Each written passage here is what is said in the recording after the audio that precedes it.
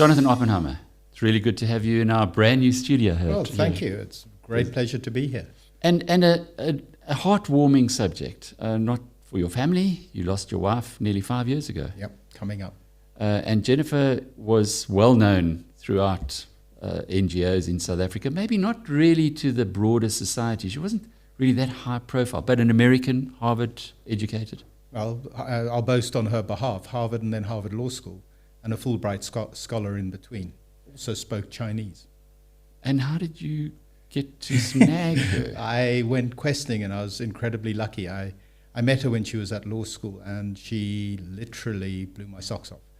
And as her father said to me a few years after we got married, I spent 10 years paying for my daughter to learn and write, to speak and write Chinese to go and live in Africa. And that was a passion of hers, certainly from everything I've read. Yes, she was an incredible historian, I think the best way to describe her is she was insatiably curious about everything. And if you want to succeed in anything in life, you've got to be curious. And so she really threw herself heart, body, and soul into being in Africa and became an African. I was thinking about it, and I was with a number of people who I'd consider friends from the ANC, and we were at a dinner, and they kept on insisting on calling her comrade and me capitalist. So I think she won and I lost.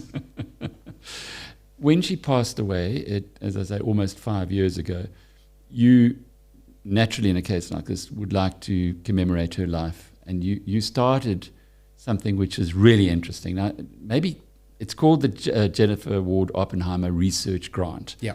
Why this? So Jennifer's life really could be sort of classified into a series of chapters. And her first chapter was an incredibly strong academic at school. Her second chapter was this extraordinary passion, particularly around Asia and learning to write and speak Chinese. Superly well educated, as I said, she was. I mean, interestingly, for those from years back, she'd won a Fulbright scholarship to mainland China, and it was announced a week after Tiananmen Square. So she didn't go to mainland China. She ended up going to Hong Kong, but that was her passion. That was her focus. Then we met. She fell in love with me, I hope, and we had this most extraordinary journey together. Came to Zimbabwe in the mid-90s, spent 4 years in Zimbabwe, came down to here in 99. And there was, again, a wonderfully silly anecdotal story. She was always a little bit concerned about crime in South Africa. I think a lot of us are. And she said to me, early doors, I love Zimbabwe. It's brilliant. It's a wonderful place. But going down to South Africa before we moved, a little bit dodgy. And so we arrived in 99, and I was looking at various options. And in the greater De Beers group, there was an option to go and work in London. So I went back to her, and I said, I've got this opportunity. She said, that's great, you can commute. and she truly embraced South Africa as home. She was a South African first, a globalist second, I would say, and somewhere in between there was Africa as well. And she just really embraced everything first and went through what was a really interesting journey. So she started by being obsessed around health and education, which I think is where a lot of us focus. And as she began to understand more deeply the challenges that face South Africa, or actually Africa, and then the world writ large, the environment became an increasingly big part of her focus and her passion. And over the last sort of 5 years of her life, we had tilted our private sort of philanthropic work more away from education, particularly towards ecology and sustainable ecology.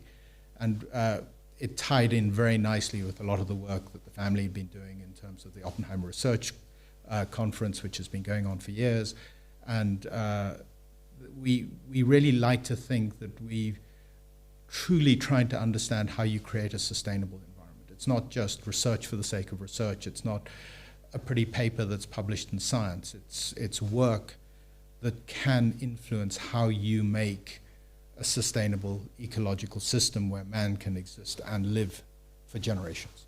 And that was her passion. So when she died, she was just obsessed with this at the end. It seemed absolutely natural that we create this gift in memory, which tried to celebrate the best scientists in this ecological space that Africa had to produce. Obsessed because the scale of the challenge? I think obsessed. If you ever came to dinner at our house, the conversation was always about these are the huge challenges we face, and we see really two enormous challenges, and Jennifer was really focusing on the ecological one, which is captured in today's language by climate change. But it's so much more than climate change. Climate change is really the symptom of overconsumption of our ecology. And there are all sorts of examples that I can pull to describe the challenge. And she was passionate about really getting good science in that space. Again, this extraordinarily strong mind that she had said, we have to actually put facts around this. We can't just sit and talk. We actually have to find solutions, and that's what she was about. And good science, I guess, means getting the right people to pay attention to it and investigate it. And hence your support of Africa-focused studies at both Cambridge and Harvard. Cambridge, Harvard, Oxford, internationally, but all pointing back to Africa in a really strong way. Huge support here, WITS, UCT, some of the other universities, Stellenbosch increasingly. I mean, there's the Oppenheimer Memorial Trust, which supports people. I'm, for my sins and with great pleasure, chairman of that at the moment. It cycles between our side of the family and my aunt's side of the family. And the work that the OMT has done is just amazing. And you look at our alum of people who've got its benefits from it, and it's the who's who of South Africa. And it makes you feel proud that you've had input into these people who are leading our country, good and bad, into their education, into helping them become the people they are. And Jennifer sat on the board of the OMT for 17 years. So she was instrumental in driving a lot of that. She was instrumental in, when we were invested in De Beers, in directing the De Beers Fund in how it engaged with the communities in a meaningful way. She took everything she did to this incredibly professional, disciplined, but also loving and heartfelt way. Space. It's an extraordinary story. Your family has come under the cosh from all kinds of politicians and people with vested interests, and yet you've got this incredible love for Africa. Many others would have long gone, long departed, perhaps focused their attention elsewhere. Where does it come from? I just know your father was the same, and indeed your grandfather also. Is it like in your DNA? Maybe the easiest answer would simply be to say it's in the DNA. I think it's a little bit more than that. If you believe in systems, and I'm a great believer in systems, Jennifer was a great believer in systems, when you contemplate a system, you can see the weak points. And Africa is both the greatest opportunity the world faces and the greatest risk the world faces. And the reality, if you truly want something which is going to have a permanence rather than just a transitory moment in the sun, you need to make sure that those weaknesses don't become catastrophes and crises. And focusing on Africa and making those opportunities, whether they are opportunities for disaster or opportunities for success is life-fulfilling. And that's what keeps on drawing us back to Africa, is we can see the opportunities. We need to access them, because if we don't, and other people don't, we really are going to cause the other, which is the disaster. And the disaster won't be an African disaster. It'll be a global disaster. You know, when you did the De Beers deal as a family, I spoke through the intervention of your grandmother with your father that evening. And he said, it was on national radio, and he said, we're going to reinvest in Africa. Has that been the case? Have you really focused your efforts here in supporting maybe investment opportunities on the continent, and then why?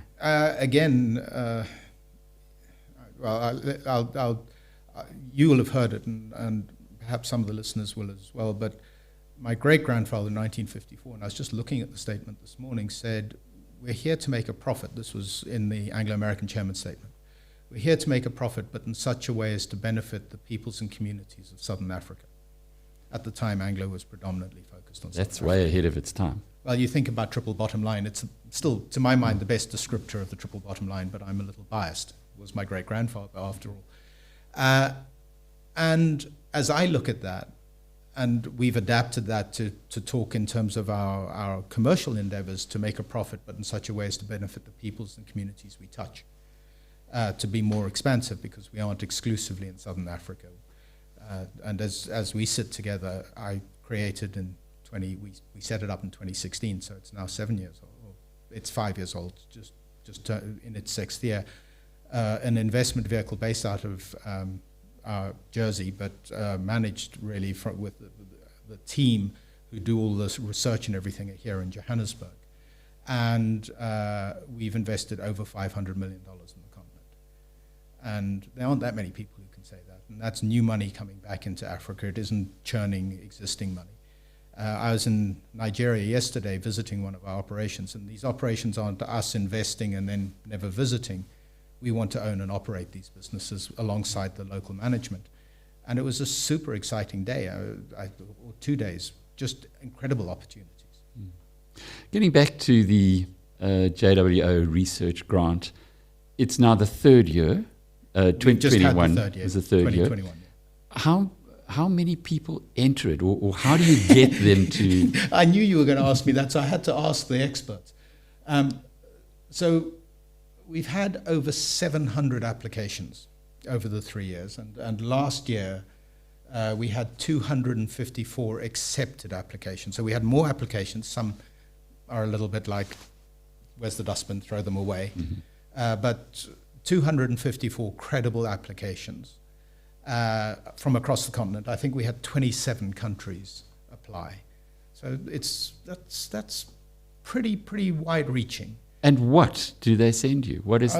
But all sorts, but all about the environment. So interestingly, again, 2021 was the year of microplastics.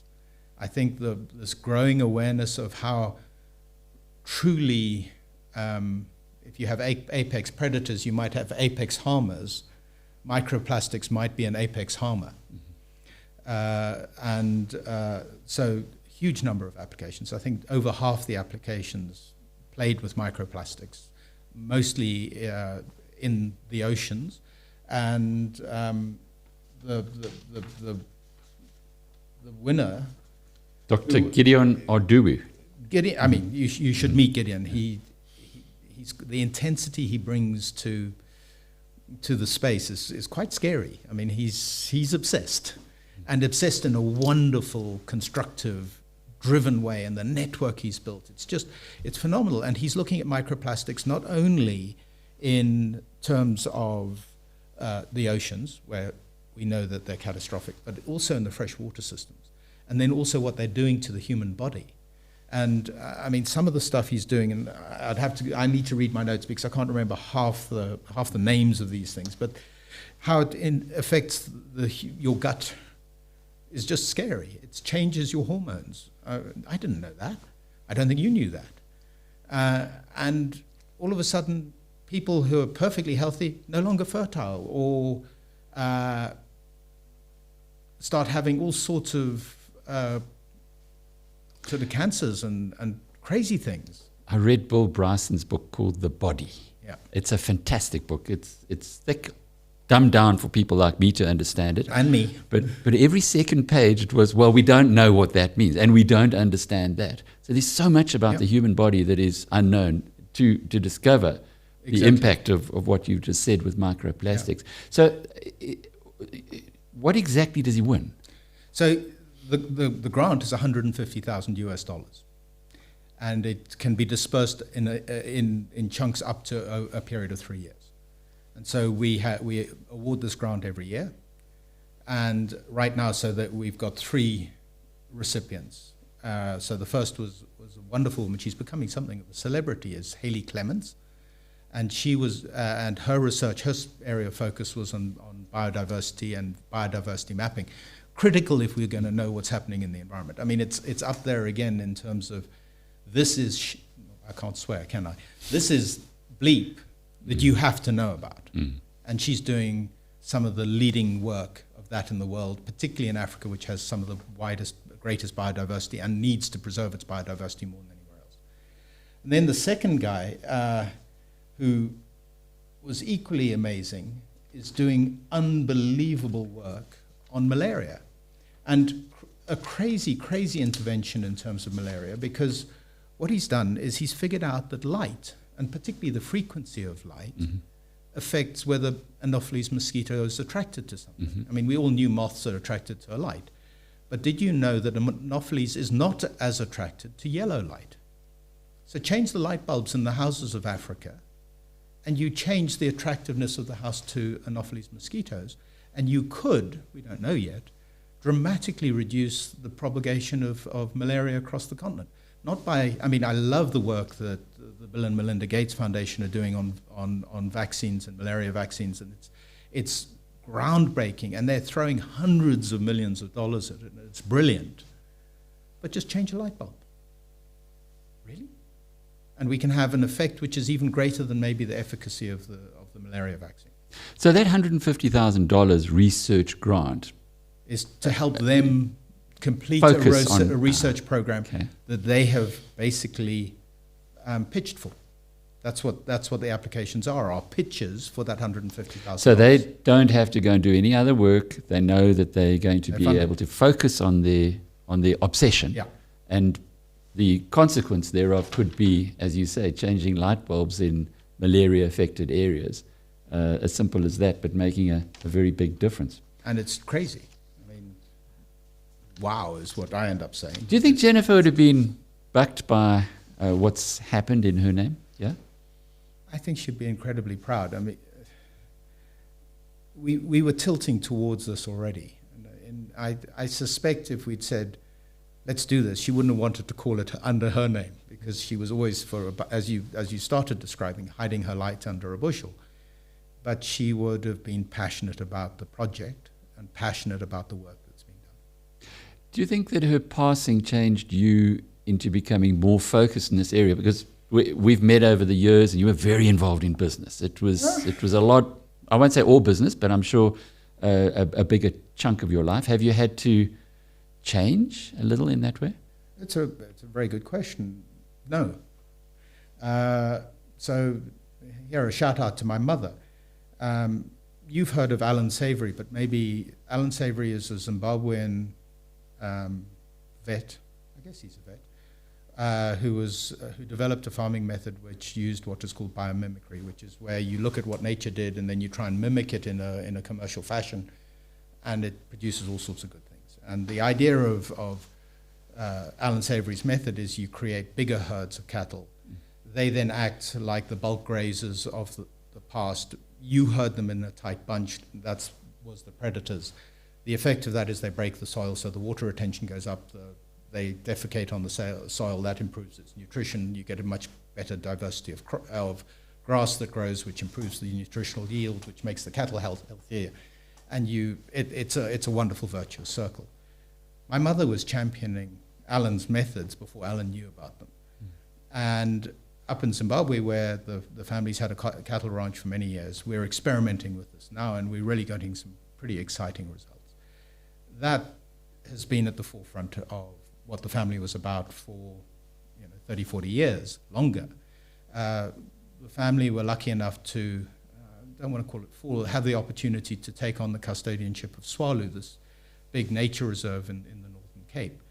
And the work that we've been doing at Swalu, again, somewhat hidden in terms of real meaningful work that can help manage ecological environments, is truly groundbreaking. We've got the family have a research facility at Swalu. We have a research facility just out near Bronkhorstspruit, just beyond Bronkhorstspruit out here on a farm we have. We have a research facility at Changani in Zimbabwe. We have a research facility in the foothills of the Drakensberg in KZN. These places, which Duncan McFadden, who looks after these things for us, oversees and allocates money to, are all and have all been doing huge work in the conservation space for 10, 15 years. And the Oppenheimer Research Conference has been going for, I'll get it wrong, more than 10 years. That way I'll get it right. So no, this isn't new. I think what Jennifer Dying did for me is it pushed me to be more vocal about it, more public about it. I always felt that as a family we wanted to have the proof points before we talked about something. So I wanted to be able to say, hey, we have a sustainable business here. We're creating lots of employment. Mimic us, and you can do the same. We've got all these great ideas. We'll share them with you, but we don't want to share them when they're just concepts on the wall. We want to share them when they're practical, lived experiences, and we can go and show you those experiences. And the convergence of Jennifer Dying and the fact that our research is more substantive now, it is there, has allowed us to be much more vocal about it. And are people following you? I don't know, is the answer. Most probably not nearly as much as I would like. I think taking a generational view is an outlying view in the 21st century. It seems that most millennials and Generation Zs or Zs or whatever you call them are super interested in what happens next week, not what happens in 10 years' time. Although there does seem to be a growing awareness of that. Certainly when I talk to people when I'm abroad, I get the strong idea that there is a community that's growing rapidly that are saying, hang on, we really do need to think about not tomorrow, not next month, next year, but next decade, next century. And that's really exciting because it feels like we're swimming with the tide rather than against the tide. And there's so many estimates on the arable land in Africa that's being properly utilized or utilized at all. From what your research is showing you and from what we've been discussing today, isn't that a great opportunity to maybe be the real breadbasket of if you like, good food for the world? Of course, but there is a big but.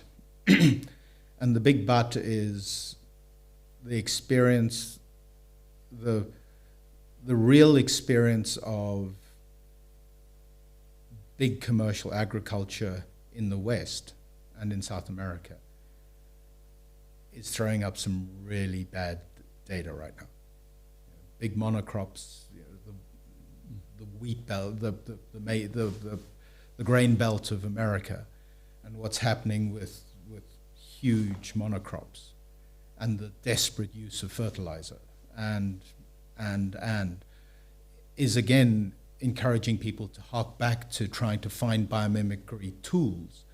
I'm not in any way saying we have to go back to oxen and plowshares. That's stupid. But if you think about mixed systems which are synergistic and supportive of one another, those endeavors are so much more powerful, so much more resilient. And I think resilience is the key thing in this changing world that we're in. And yes, we can begin to do that. But critically, it can't just be around agriculture or wilderness preservation. It needs to be integrated into the well-being of people. Because if you don't have people who have constant improving well-being, they don't want to play in the game. I mean, again, at the office, we often talk about in a world where people's well-being is improving, they follow the rules because the rules are benefiting them. If you wake up in the morning and you are rules abiding and at the end of the day you're richer than you were at the beginning of the day, you're going to continue to follow the rules. If you wake up in the morning and you're poor at the end of the day, why do you follow the rules? And when you believe that's systemic, what incentive do you have to obey any rule? And that's what we see as a global trend, is where people's income, particularly in the urban areas, is declining. The propensity to social unrest is growing. The propensity to collapse in the rule of law is growing. And the direct opposite is also true, where we see wellness, disposable income in the urban areas growing. We see people being more law-abiding and more supportive of the regime they're in. I know where I want to be. I want to be over here, but I also want to be over here in a way that ensures that we've got an ecology and an ecosystem that's going to be here 1,000 years from now. Right now, globally, millennials and Zs, they've got, on blended basis, have got declining disposable income. So we're failing on this side of the equation. Over here, on the ecology, the world is now saying, all our scientists are saying, we're over-consuming the world. It's not able to recover at the rate at which we're consuming. So we've got a simultaneous equation, and both sides of the simultaneous equation fail. We have to get ourselves into a place where both sides of that simultaneous equation solve. Well-being needs to be growing, and we need to consume the environment less. How do you do that? And that's the challenge. If we can find a way to do that, if we can cause investment to flow to renewable technology, to new energy sources, to the creation of ecologically sustainable goods and services for people, that's exciting. And yet, what is happening is globally, actually less and less money is going to innovation, to transformation, to greening the economy, and more money is just going to transactional activities that are zooming around in the stock markets. That's a bad equation for me. It doesn't solve.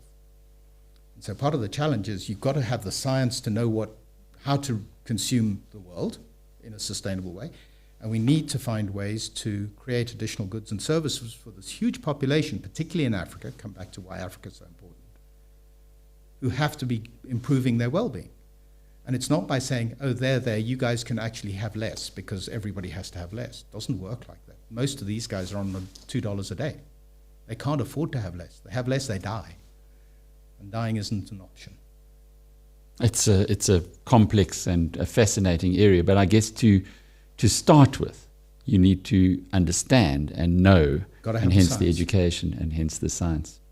Jonathan, good talking with you. Before we finish, though, your aunt's been doing interesting things here in South Africa. I'm talking about Mary Slack, with rescuing horse racing. That's something that your branch of the family has not ever really been interested in. I can't remember who it was, but somebody said anything that eats while you sleep, don't invest in. But I invest in cattle at least. But no, I mean she really loves that side of those sorts of things, and it's so exciting to anything that keeps industry going and supports. I'm grateful for, and Mary and her daughters have done amazing stuff and continue to do amazing stuff. And I now look at them sort of as a wonderfully interested third-party observer. Maybe a little bit closer than third party, but it's a really nice thing to see them shaping their world and doing their own thing. And it's all long term. And I get back to this thing maybe as a final point, that you are thinking long term, and yet there are so many South Africans who can't see beyond next year or the year thereafter, and hence are packing for Perth or London or wherever else it might be. All they're doing is they're winning themselves another 10 to 20 years. If we don't fix Africa, the rest of the world will be doomed too.